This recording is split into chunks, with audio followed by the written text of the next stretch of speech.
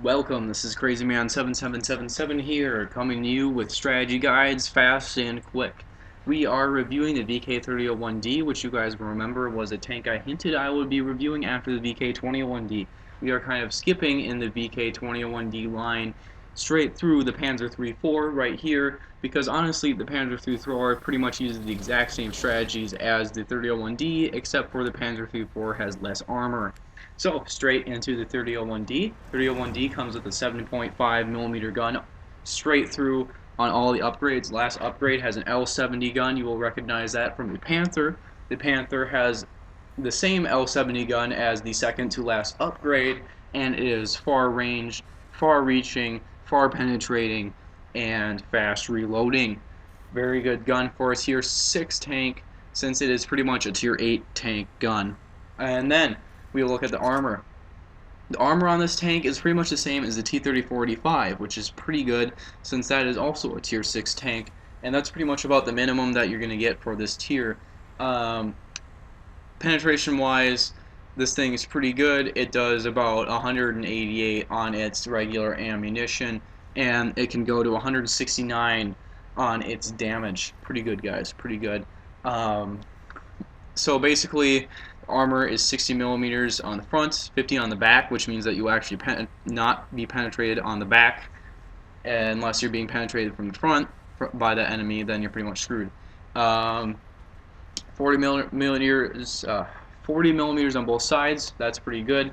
You will get penetrated on the sides probably more than any other side on this tank, as well as the sides of the turret. Turret does have 80 millimeters front, 45 all other sides. If you are wondering, this little guy right here, the turret turret hatch shooting spot, the coaxial gun. Coaxial gun is not a place where you will get penetrated on this tank, just an FYI.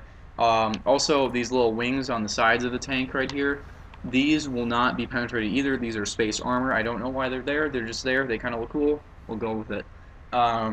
Also, there is a little bit of a crew hatch on both sides of the tank. I'm not sure if you can get penetrated there. I know that you can get penetrated on the turret in that spot. Might be a little bit weak in those areas, as well as possibly the cupola. Cupola might not be big enough on this tank to get penetrated, but we will. I have never seen it. Anyway.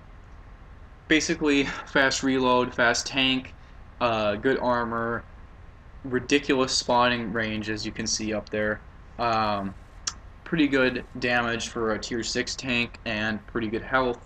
This thing comes at you guys with a 870 horsepower on a tank that's only about, I don't know, like a couple tons. I don't even know. I don't know. Okay.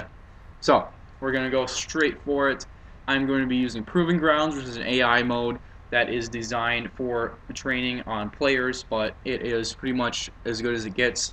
The AIs are going to aimbot straight at me, and they're played by the computer. So that will make it very interesting. I will show you guys basically the 2 to 3 strategies that you can use with this tank in certain situations.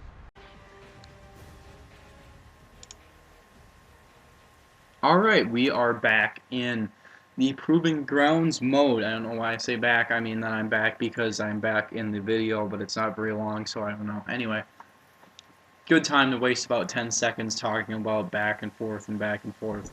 So, this will be a little introduction or strategy guide on the 3 different strategies I think that are valid on this tank.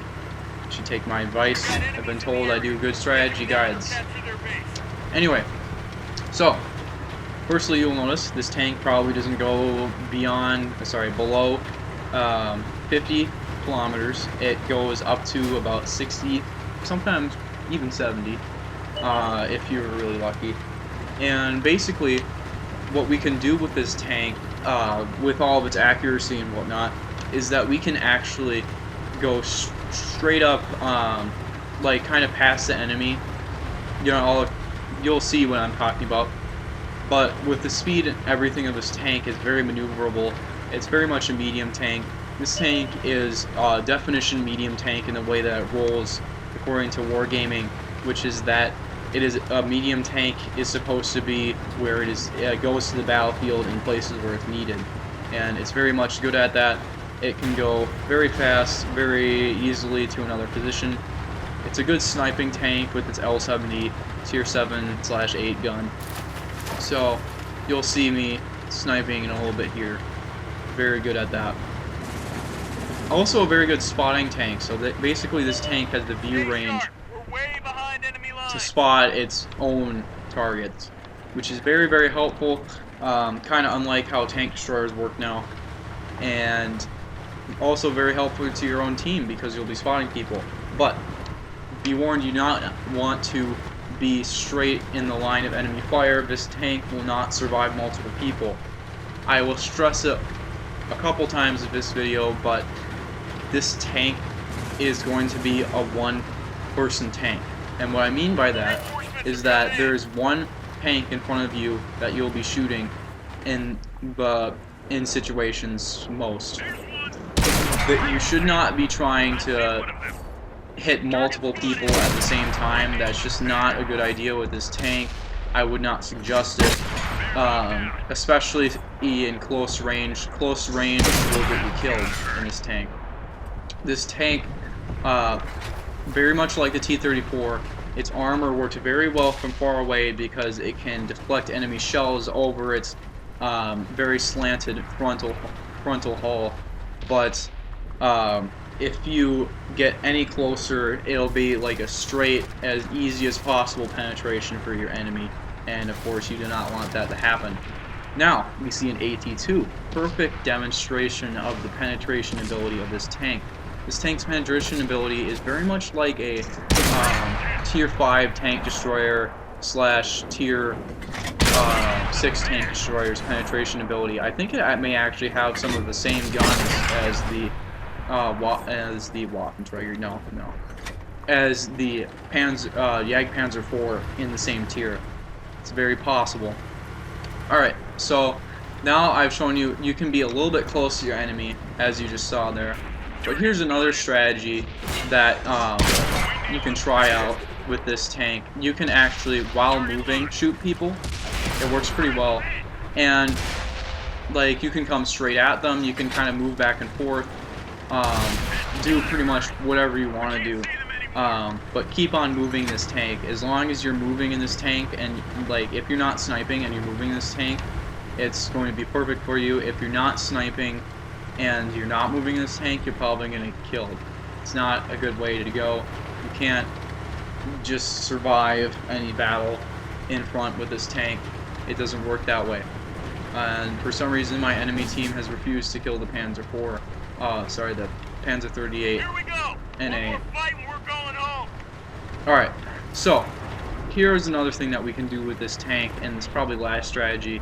For those familiar with this is actually the Panzer 1C strategy that I would suggest, which is you auto-lock on your enemy, and then you just go around them. You circle them, make sure that it's going to be incredibly hard for them to turn their turret fast enough to kill you. It is a very easy strategy to master, and actually you could probably just straight up aim at people while you're moving with this tank as well, if you feel the need. And I know I'm not really doing a very good job circling around the tanks right now, but I assure you that auto-aiming and circling around the tanks is a very easy way. Just make sure that your turret is actually in a position where it can hit the tank. Like, for example, right there I dipped and I didn't have the ability to actually hit the tank that I was after. And of course you just go around them, make sure that their turret isn't going to face you, and just completely own them. Good way. So those are three strategies. I'll just quick recap. You can snipe with this tank. You can kind of do a little strategy where you kind of circle around the tanks and shoot them in the back or the sides. I would say that's a better situation when you've got heavy tanks that can't turn very fast. Or you can do a crazy kind of middle thing where you kind of fire while moving. and sometimes you auto aim during that. But auto aim works very well with this tank. Try it out. This has been the VK3001D. I will get to the VK3002D very soon.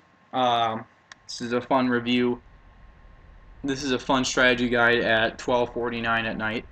And hopefully you guys go and try out the 3001D. It's, for those who are interested, it's basically a T-34-85 that is obviously better because it's a German tank, and is better in multiple categories, pretty much all the ones that German tanks are usually better in. And I will give this tank, I would say, probably an 8 out of 10. This tank is kind of ridiculous in almost every aspect except for its armor. It does have a couple of issues in that. You didn't really see much of it in that game, but I will tell you that close range combat in this tank is a no-no. Alright, I'll see you guys next time.